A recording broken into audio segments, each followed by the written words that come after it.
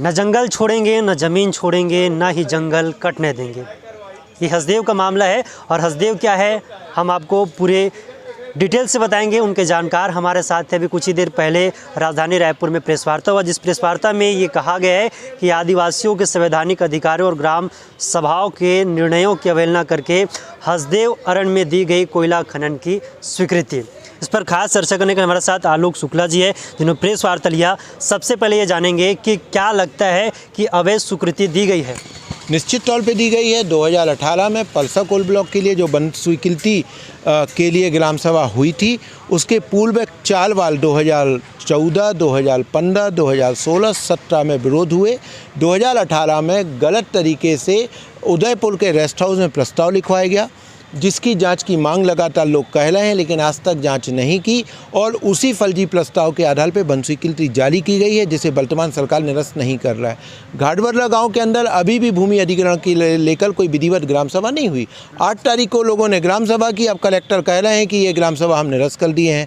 तो कहीं ना कहीं खनन परियोजनाओं को किसी भी कीमत पर चालू करवाना है और उसके लिए संवैधानिक ग्राम सभाओं की अवहेलना की रही है। आदिवासियों के विरोध को दरकिनार किया जा रहा है और पूरे छत्तीसगढ़ की जनभावनाओं के विपरीत कार्य करते हुए ये कार्य हो रहा है। दुखद ये है कि हसदेव एक पर्यावरणीय संवेदनशील इलाका है, जिसके विनाश होने से हसदेव नदी का अस्तित्व समाप्त होगा, जिससे 5 जिलों का पानी का संकट होगा, मानव हाथी संघर्ष बढ़ेगा और पूरी वहाँ की समृद्ध वनस्पति वन्य प्राणियों के अस्तित्व पर संकट आएगा। और इन बातों को स्वयं राज्य और केंद्र सरकार ने स्वीकार किया है। हाल ही में आई ICFRE और WII की रिपोर्ट में भी स्वीकार किया गया है, लेकिन इन सारे तथ्यों को नज़रअंदाज किया गया है। पर्यावरणीय चिंताओं को दरकिनार करके, ग्राम सभाओं के विरोध को दरकिनार करके सिर्फ खनन कंपनी के दबाव में खनन परियोजना को आगे बढ़ाने की कोशिश है, जो दुखद है। और ये प्रक्रिया जो है, मुझे ये दुख के साथ कहना पड़ेगा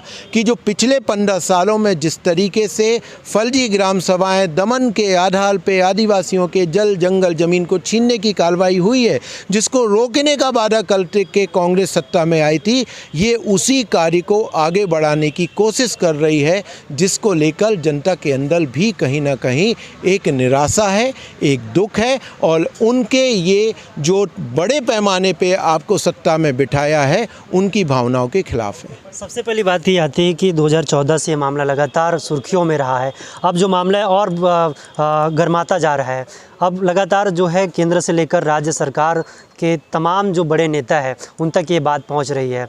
अब क्या लग रहा है कि वहाँ की वर्तमान स्थिति क्या है, किस तरह से देख रहे हैं? पेशा कानून एक्ट को लेकर भी वहाँ तरह से उल्लंघन किया गया, इस पर किस तरह से आप लोगों से राय करेंगे? देखिए, निश्चित तौर पे लोग आंदोलन में बैठे हैं और आप देखें कि पिछले दिनों गैरकानूनी स्वीकृति के आधार पे जो पेड़ कटाई की प्रक्रिया शुरू हुई, उसको लोगों ने रोका है और किसी भी तरीके से वो अपने जंगल ज़मीन का विनाश होने देना नहीं चाहते हैं।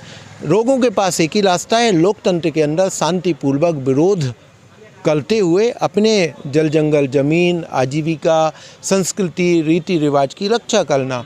और वो संविधान प्रदत्त अधिकार है, उसकी रक्षा करने के लिए लोकतांत्रिक तरीके से आंदोलन यथावत जारी रहेगा। राज्यपाल से भी आपने मुलाकात किया था, क्या उसके बाद आगे प्रोसेस बढ़ा कि वहीं पर अटका है? राज्यपाल ने जांच के निर्देश दिए थे। राज्यपाल ने कहा था कि जांच की जाए। दुखद रूप से कोई जांच नहीं हुई और इस पर राज्यपाल को भी संज्ञान लेना चाहिए। हमने उन्हें पुनः निवेदन किया है कि वो संज्ञान लें। उन्हें लेना चाहिए क्योंकि 5वीं अनुसूची के वो प्रशासक हैं और सारे वहाँ के अधिकार उनमें निहित हैं। वो किसी भी परियोजना को, किसी भी कानून को जब चाहे लागू होने से रोक सकती हैं। इस मामले में सबसे बड़ी बात यह, जब मुख्यमंत्री से सवाल किया जाता है और उनका साफ तौर पर कहना है केंद्र के द्वारा मंजूरी दी गई है। ऐसे में किस तरह से आप देखते हैं केंद्र और राज्य के बीच आपका जो हसदेव बचाओ आंदोलन है वो फंसा हुआ है? देखिए, बहुत स्पष्ट भूमिका है। हमारे देश के संविधान में संघीय व्यवस्था है, जिसमें राज्य और केंद्र की जवाबदेही बहुत स्पष्ट है। किसी भी खनिज का आवंटन सिर्फ आवंटन से नहीं होता जब तक उसके ऊपर की जंगल ज़मीन के अधिकार उस कंपनी को नहीं मिलेंगे। जंगल ज़मीन को लेने की एक प्रक्रिया निहित है, उस प्रक्रिया के अंदर आपको वन स्वीकृति भी लेना है, पर्यावरणीय स्वीकृति लेना और भूमि अधिग्रहण करना है। और इन प्रक्रियाओं को करने के लिए जो राज्य और केंद्र की भूमिका तय है। ज़मीन राज्य का विषय है, राज्य की सहमति के बिना कोई ज़मीन किसी को नहीं दी जा सकती है। जो वन स्वीकृति की प्रक्रिया है उसकी शुरुआत भी राज्य सरकार करती है, समाप्ति भी करती है। 1980 के वन संरक्षण अधिनियम की धारा 2 के तहत अंतिम आदेश राज्य सरकार जारी करता है, क्योंकि ज़मीन राज्य की विषय सूची में शामिल है। राज्य सरकार जब चाहे वन स्वीकृति को वापस ले सकता है, राज्य सरकार जब चाहे लैंड एक्विजिशन की प्रक्रिया को रोक सकता है, राज्य सरकार जब चाहे MOF के द्वारा जारी किए गए पर्यावरणीय स्वीकृति के बाद कंसेंट टू ऑपरेट को विड्रॉ कर सकता है। और यही अधिकार केंद्र के पास है। केंद्र ने जो स्वीकृतियां जारी की हैं वो वापस कर ले। ये फुटबॉल मैच थोड़ी है कि एक दूसरे को जो है आप जो है सामने आके आप एक दूसरे को बाल जो है वो उसके पाले में दे रहा है, वो इसके पाले में दे रहा है। ये एक मुझे लगता है कि एक फिक्स मैच का मामला चल रहा है। अरे भैया, आप यदि जनता के साथ हो तो जनता के लिए आप अपने क्षेत्राधिकार की भूमिका तो निभाइए। राज्य के पास जो क्षेत्र अधिकार है भूमिका निभाए, केंद्र के पास भूमिका है वो अधिकार है वो भूमिका निभाए। दुखद रूप से दोनों के बीच में एक कंपनी है अडानी को बचाने का ये सारा खेल है। ठीक, ये सारा खेल समझ आ रहा है लोगों को अब धीरे धीरे, क्योंकि सबसे बड़ी बात ये है कि जब इस खेल में जब वहाँ के जो जब स्थानीय नेता है जब वहाँ जाते हैं तो बहुत सारी चीज़ कहते हैं, और इसके बाद जो वहाँ के प्रदेश के मुखिया उनका बयान सामने आता है कि स्थानीय विधायक के कहने पर हम एक भी डंडाल नहीं कटने देंगे। ऐसे में क्या लगता है, लोगों को नहीं सुन रहे हैं, स्थानीय नेताओं का सुन रहे हैं? लोकतंत्र में जनता को सुना जाना चाहिए। जनता नेता को चुनती है और नेता जनता से बड़ा नहीं होता है। आप नेता को सुनेंगे, जनता को नहीं सुनेंगे तो जनता अगले चुनाव में आपको सुनना बंद कर देगी। बहुत स्पष्ट है। राहुल गांधी की बात नहीं सुन रहे? सुनना चाहिए। पार्टी के नेतृत्व है, राष्ट्रीय नेतृत्व है, उन्होंने कह दिया है कि आंदोलन भी जायज़ है और खनन की स्वीकृति भी गैर कानूनी है।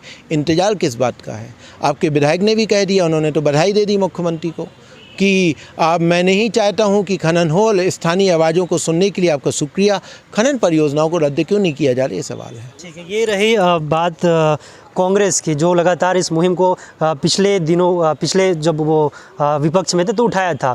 अब बात करते हैं केंद्र सरकार से जुड़ी मंत्रियों की। केंद्रीय मंत्री से लेकर सांसद अभी तक से चुप्पी बैठे हैं। इसको किस तरह दिखते हैं, क्या लगते हैं? चुप्पी खोलने से कहीं ना कहीं जो दबाव है वो लगातार बढ़ता जाएगा। पिछले 2018 में रमन सरकार के कार्यकाल में ये साले फर्जीवाड़े गैरकानूनी कार्य हुए हैं, और भाजपा यदि कहती है कि हम जनता के साथ खड़े हैं तो क्यों नहीं आप केंद्रीय मंत्रालय को, प्रधानमंत्री को चिट्ठी लिखते हैं कि स्वीकृति को वापस लिया जाए।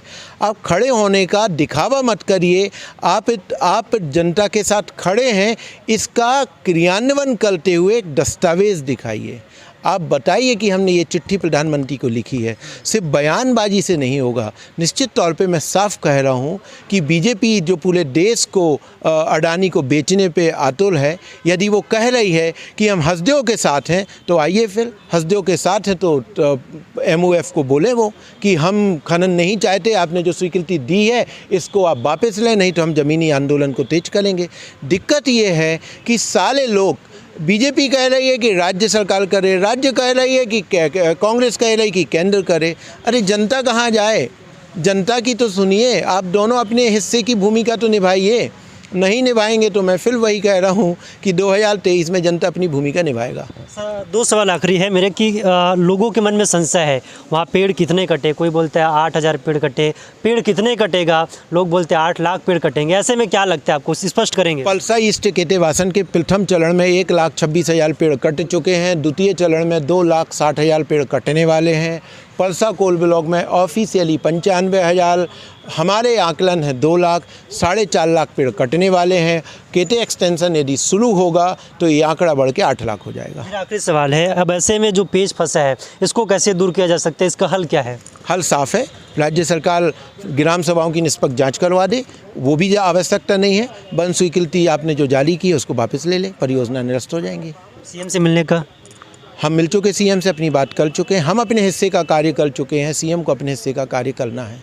हमारे हिस्से का कार्य लड़ना है, अब हम लड़ रहे हैं। ठीक है, तो ये थे हमारे साथ आलोक शुक्ला, जिन्होंने साफ तौर पर कहना है कि हमने अपने हिस्से की लड़ाई लड़ ली है और अपने हिस्से की बात रख ली है। अब लड़ाई लगातार चलती रहेगी और इस बीच सरकार के जो है आदेश का उन्हें इंतज़ार है, कब हसदेव बचाओ आंदोलन सफल होगा और कब वहाँ की कटाई रुकेगी और अडानी को दिए हुए इस पूरे मामले पर किस तरीके से अब बंदोबस्त सरकार की नज़र आती है। कैमरा पर्सन सुजीत यादव के साथ अर्जुन शर्मा, रायपुर, छत्तीसगढ़।